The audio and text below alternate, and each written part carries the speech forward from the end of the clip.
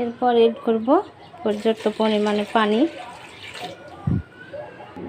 দিয়ে দেবো পেঁয়াজ কুচি, দিয়ে দিলাম রসুন কুচি, দিয়ে দিলাম তেজপাতা, এরপর দিয়ে দিলাম কাঁচামরিচ কুচানো।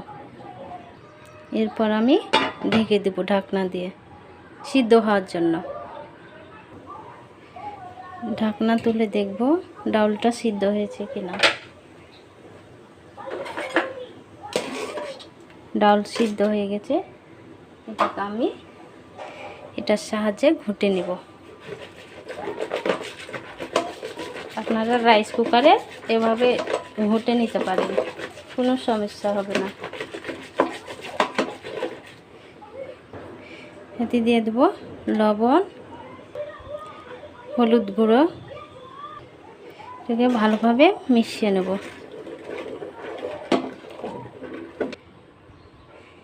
এটি এড করব আমি আগে থেকে এভাবে কুচিয়ে রেখেছিলাম, ডাউলে দিয়ে দেব। এরপর ঢাকনা দিয়ে ঢেকে কিছুক্ষণের জন্য রেখে দেব। দেখুন ডাউলটা আমার হয়ে গেছে। ডাউলটা তেলে দেব, কুকারে দেব তেল, সরিষার তেল দিলাম,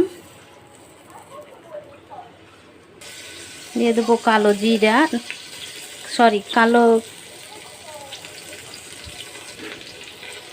তেলে আমি কালো সরিষা, জিরা আর শুকনো লঙ্কা দিয়ে দিলাম। এটাকে এখন একটু নেড়ে নেব। এটি দিয়ে দেবো রসুন কুচি, পেঁয়াজ কুচি, এগুলো বাদামি কালার করে ভেজে নেব। পেঁয়াজটা আমার বাদামি কালার চলে আসছে, বাদামি কালার হয়ে গেছে। এতে দিয়ে দেবো ডাউল,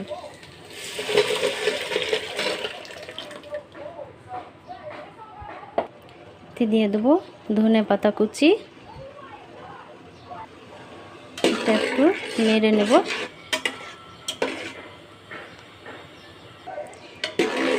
এটা আমি ঢেলে নেব অন্য একটা পাত্রে।